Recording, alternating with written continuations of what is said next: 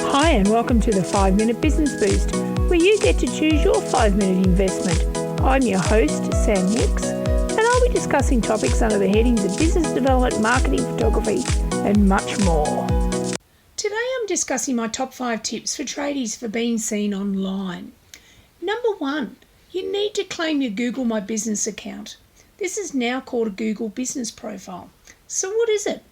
It's basically a Google profile that is really just a listing.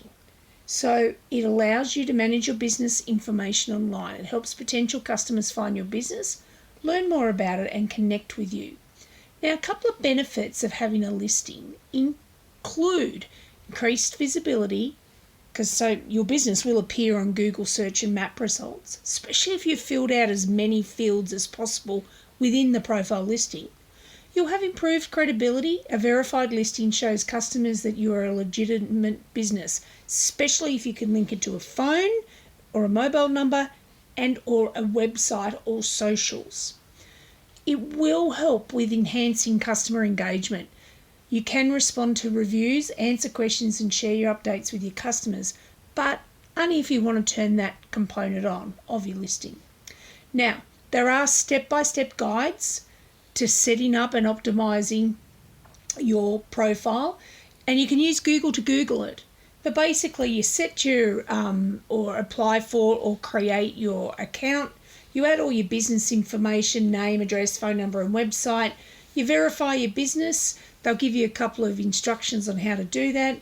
You'll optimize your listing by adding a couple of high quality photos or videos and a detailed description of your business and your services offering. Don't forget to add a logo if you can. And then you can, if you want to, encourage customers to leave reviews and respond to them. Now, in saying that, as I mentioned a couple of sentences ago, if you don't have the time to do this and you don't want to do it, just leave that feature off. Number 2, get listed in industry directories. Now, there's a bit of importance around being listed in industry-specific directories. It does give you an increased online presence. Directories can help you reach a wider audience, potential customers.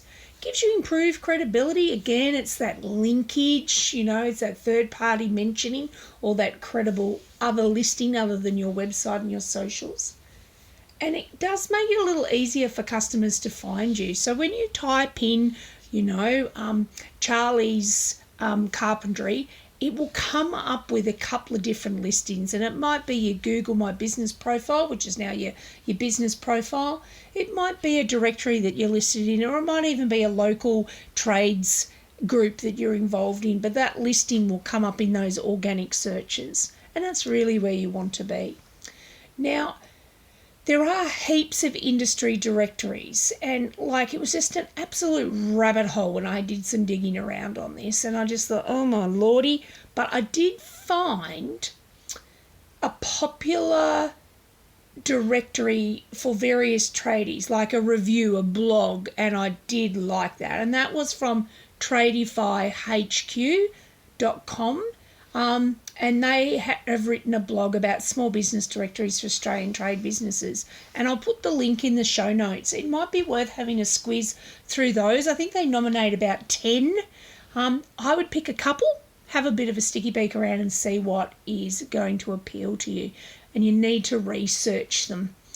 I'd only pick 1 or 2 because otherwise if you sign up for all of them, and that's fantastic and I commend you if you do that, but at the time when you do all of that, you actually create a really accurate and consistent listing for your business. But things change. You'll forget it, you'll get busy, and 12 months later you might have changed your mobile, you might have changed your domain name and your website.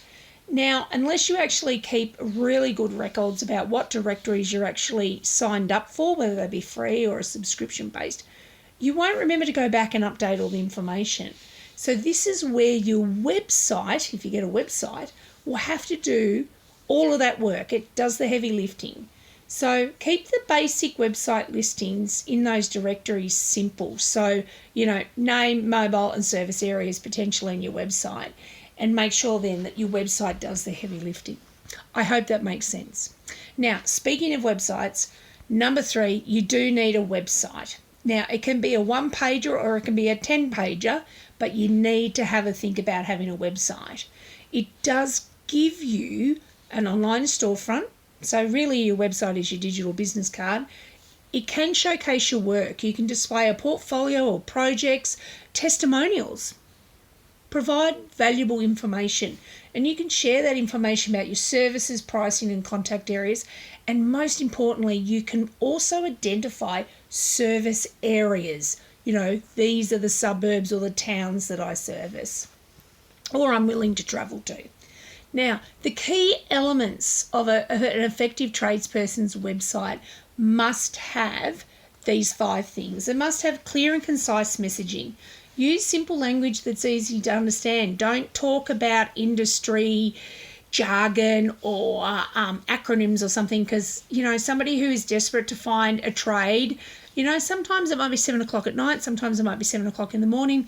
They don't want to have to read jargon. They just want to find out who you are, what you do, have a look at your photos, if there's any testimonials, and then they'll be picking up the phone or emailing. So make sure it's clear and concise. Make sure it's mobile-friendly design. Make sure that your website is optimized for mobile devices. Everybody uses their devices these days to search, unless they are at home on their PC trying to actually line up a few trades for quotes or jobs. So have a think about your target audience and what device they might be using. Another element of a website you need to consider is having high quality images and videos, and that visual content can really showcase your work. So it might be worth putting the money aside and getting somebody to take a video of you that can do professional video editing. Hi, I'm this person, welcome to my website, these are the services I offer, blah blah blah. Or it might be get a photo shoot done, because then you come across with these high quality images, and you can leave the not so high quality images for your socials. But have a think about it. It is worth thinking about it. Contact information. Make it easy for customers to get in touch. I have a bit of a rule of thumb, and it's not based on anything, but I like at least 3 or 4 ways that somebody can reach out to you through the website. It might be a link, it might be, a direct button that says ring me now or book me now. Give people options as they're digging through your website to be able to reach you. Have a think about too whether or not you've got a couple of different calls to action through your website. So it might be a desired action such as requesting a quote or scheduling a consultation. Now, in saying all of that, a couple of pages for a website's great, but some of the best sites I've seen for tradies have been literally single pages. Very streamlined, very elegant looking. They've got the name, services offered, service area, contact details, with a few high quality images and text about what they do and what they offer. And yeah, they just look really, really nice. Tips for search engine optimization, because you're going to have to think about that if you do a website. Think about your keyword research. So you need to identify those relevant keywords, use them strategically throughout your website. If you can't do this, get help to do it. Quality content, you need to create that informative, almost educational, I would say, content that is valuable to your target audience. Think about who your clients are and think about what they ask for time and time again. Backlinks, build some relationships with other websites or other trades or other builders, and obtain those backlinks to your site if you can. On-page optimization, think about your title tags, your meta descriptions, header tags, alt image text, all of those things. Don't put up an image that says Johnny's Lookout, okay? Talk about what the person might be seeing in that image. It all helps with your SEO. Number 4, leverage of social media. Now, I know trades are going to go, oh my God, Sam, we do not have time for this stuff. It's a girls' thing. Well, yes and no. You need to think about what platforms that you might consider. Now, I'd like to sit here and say that you need to go on Facebook, Instagram and LinkedIn. But again, think about your local area. Think about your target market. Think about your clientele. Where are they hanging out? Most trades have a Facebook page. I see a lot of builders now and a lot of trades using Instagram because they can put up video quite easily, or they can put carousels, because I think the carousels or the lots of little photos grouped together have gone from 10 to 20 now. So there's lots of little opportunities. You can do a quick little story that only lasts 24 hours. So you've got lots of options. LinkedIn is a great professional network for connecting with other businesses through industry experts, and this is great for specialist trades and or if builders, if you're looking to step into that industry. So think about the social media platform. You don't have to be on every one. Even if you are on just one, it still allows people to find you if they're searching on Google. You know, they'll say, Charlie's Carpentry, and they'll see that, oh my God, he's got a website. Oh, and he's got a Facebook page. I'd much rather check out his Facebook page and see if he's done any recent work and what he's up to at the moment. And you can showcase your work through those photos and videos on those platforms.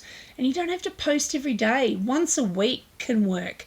You know, just consider your schedules and consider what you're doing, and, you know, do you have time for it? What are you going to put with it? Are you just going to put, you know, 1 or 2 lines as the caption?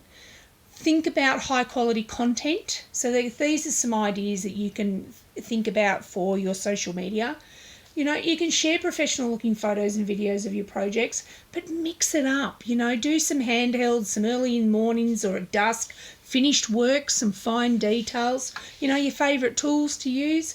Most of all, you need to ask permission if you're in somebody else's property working and you want to take a photo of something that you're working on that is on their property that might be identifiable. And for the love of God, please don't share their name or their address. Most important. You know, think about giving behind the scenes glimpses. You know, give customers or potential clients a peek into your daily operations, or even a photo of your vehicle on a job site with a view behind it. Think about what they might be interested in. Before and after shots are really cool. So if you're renovating on a job site, you can do a before and after shot with the owner's permission, of course, but that way you're demonstrating the value of your services and showcasing what you can do. And don't forget to do an educational post. You know, this is such and such and this is what I use it for, or this is the best way to achieve this. People are interested. Think about it. Can have some fun with educational posts as well. Now, the upside or the downside, depending on which way you look at it, if you do some posts on social media, you have to be able to engage with people. If they make a comment, you know, say, oh, wow, thank you for that, or yeah, really appreciate that. Or, you know, if they've asked you what colour tile it is, or what colour paint it is, or what was the tool that you used, you know, respond if you can. And people are quite likely, if they see your work on, say, Facebook, is to direct message you through Business Messenger now. So occasionally you're going to have to check your business messages to make sure you're not missing potential clients, new clients or jobs. Number 5, ensure that you've got clear and accessible contact information. And it is so important, I can't stress enough, you have to make it easy for customers to reach you. Make sure your contact information is prominently displayed on your website and your social media profiles. Often you'll find trades have changed emails or the mobile number is wrong. It's just bad and it looks unprofessional. I think my biggest ick or my biggest is, you know, a photo of a business card that a trade has taken a photo of, and it'll be his business card. He's taken a photo and he's moved the iPhone or the Android phone or the device just slightly when he's taking the photo, and it's slightly blurred. And they put that up and it's just like, oh no, please don't. Just make sure it's crisp. You know, type the number underneath if it doesn't look clear. So I'm hoping that these 5 tips will help you as a tradesperson significantly improve your online visibility. And at the end of the day, it is about attracting more customers to your trade business. Although this time of year, if you're a regional tradie, most of the good ones are booked up, so it'll lead to Christmas. And yep, I get it. You sometimes just don't have time for all this stuff because you're too busy being on the tools. I'm hearing you. Until next time, have a great day. Thanks for listening to the 5-Minute Business Boost. For more information, follow me on socials, sign up for my newsie, or check out my website to see how we can work together to reach your small business goals. Remember, anything is possible, especially in the northeast of Victoria. Until next time, cheerio!